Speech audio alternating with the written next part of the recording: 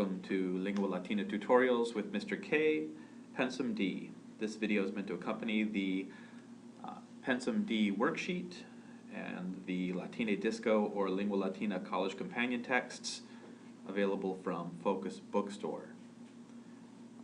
Let's get right into the text, and we're in chapter 7. The first feature I want to point out, you'll find in line 5, where it says ubi est Julia, in cubiculo suo est. In cubiculo, we say when you have a location in the bedroom or in her bedroom. So where is Julia? She is in her bedroom. In the bedroom, you get the ablative ending, the ablative case. But notice in line 14, when you have motion toward, here we have sira ostium aperet et in cubiculum intrat. So you have in cubiculo and in cubiculum. In can sometimes take the accusative when it's showing motion into or toward, and then sometimes it takes the ablative when it shows an actual location without motion.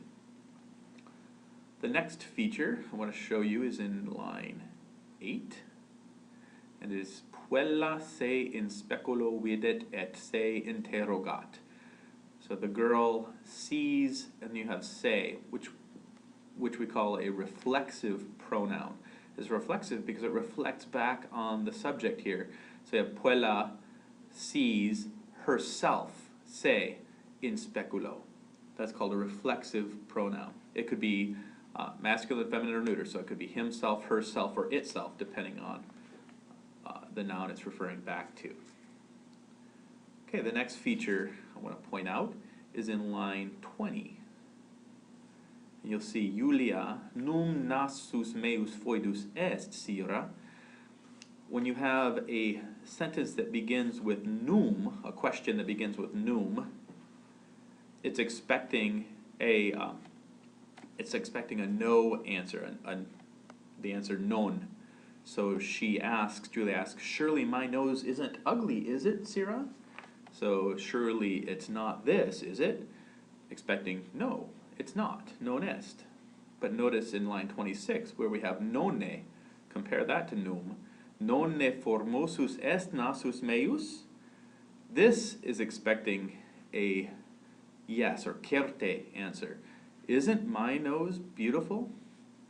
And it's expecting Julia to say ita. Yes, it is. Okay, let's look at now the next feature I want to point out is in line 23, where Sira says, quid est mea Julia, terge oculos es laita. What is it, my Julia? Wipe off your eyes. Es laita, be happy. And the margin where it says es este imperative, it's telling you that es is the imperative of sum esse. So in some contexts this would just be the indicative, you are. But in this context, where it's a command, this is the singular command, be happy, es laita. And in the margin it tells you the plural. If you have a group of girls, it would be este laitai, be happy. The next feature is in line 30. And we have ecce Julius ad vilam advenit. Behold, look, Julius arrives at his house, or comes to his house. And we see advenit, which is, in Latin, it's very common to have compound verbs where you take a preposition like ad, which means to or toward, and you add a verb or a main stem verb to it, like when it comes. Comes to, meaning arrives. And then notice that the other ad vilam, to the house, doesn't disappear. So we might translate this as, behold, Julius arrives home. But literally, he comes to his house. It repeats the to twice. The next feature is in line 31. And we see, pater filio salutat saluete filii. The father greets his sons. Hello, sons. And we see saluete is the plural of what we have in the next line, salve. So when you greet a group, literally you're telling, in the imperative, telling the group to be well. Saluete, all of you be well. Notice the te on the end. And if it's just one person, salve, be well. So salvete filii, be well, children, hello, children, or sons. Salve pater, hello, father, or be well, father. The next feature is in line 43. And it is here, ivideta pueri, hic sacus plenus malorum est. Look, children, look, boys, this sack is full, malorum, genitive plural, of apples, is full of apples. Plenus, when you have full, the word full takes the genitive with it. Full of the thing that it's full of. The next feature is in the same line where we have hic sacus. Hic is a demonstrative pronoun. It's called demonstrative because it demonstrates, it shows, it points out, monstrare. It shows, like as if you're pointing your finger. This sack is full of apples. This is masculine, hic, because it goes with sacus, this sack, both masculine, nominative, singular. But you'll also see the same word, the same demonstrative pronoun, hic, in other genders, as we see in line 85 with ecce rosa non nepulcra est, haec rosa, this rose. So we have it in the feminine form here. So hic sacus, this sack, haec rosa, this rose. And then in line 93, we see the neuter form, where we have, or in actually 94, hoc malum. O quam formosum est hoc malum, this apple. So hic, haec, hoc, masculine, feminine, and neuter of the demonstrative pronoun, this. So let's go back. The next feature is back in line 45, and it is this little preposition a. Julius malum e sacco sumit. Julius takes an apple out of his sack. You see that a in the margin is the same as x, meaning out of, and that x goes in front of all vowels and h, and a, the long e alone, can go in front of all other letters. So the consonants, a goes in front of the consonants typically, and x in front of the vowels. Both of them mean out of. In line 46 is the next feature I want to point out. We have Julius Marco malum dat.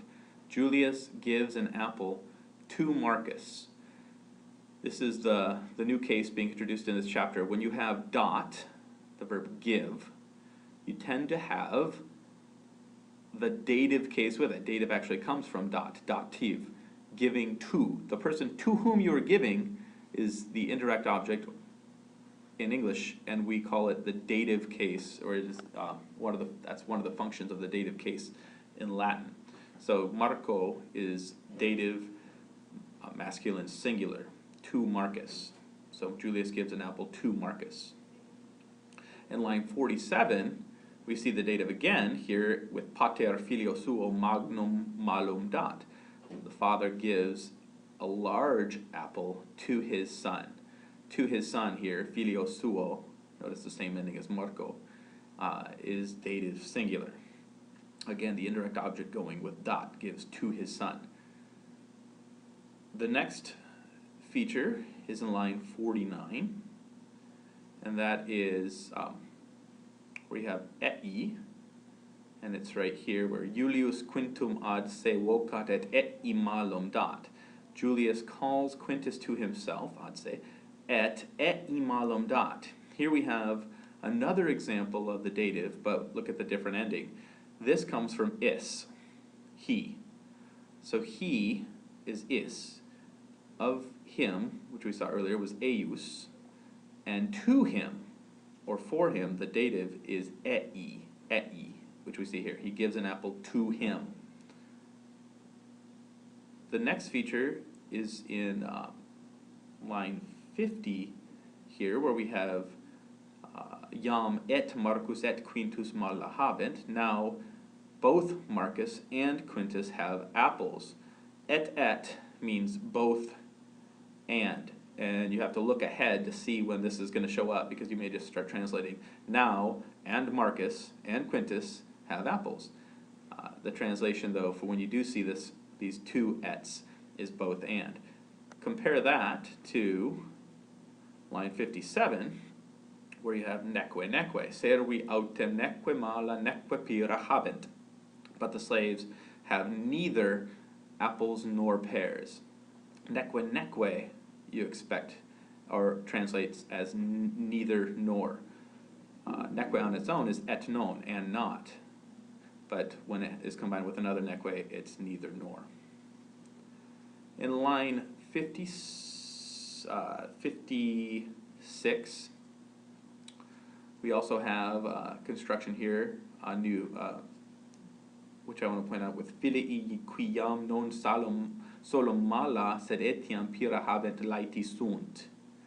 So the sons who now have not only apples but also pears are happy. So non solum sed etiam, again you have to anticipate the whole phrase together, even though it's separated in the sentence, is not only but also. Non solum sed etiam.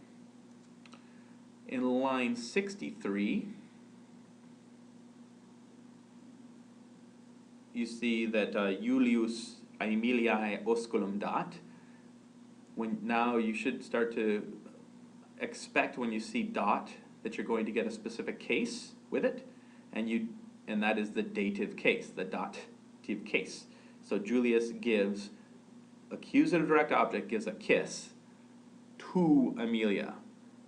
So the person to whom it's given is the dative. So Aemiliae is feminine dative singular, to Amelia. Two more features to point out in the text. One is in line 98, and that is, I gotta go back, where we have Amelia says, who says, etiam ancilis meis mala et pira dat. Also give apples and pears to my slave girls.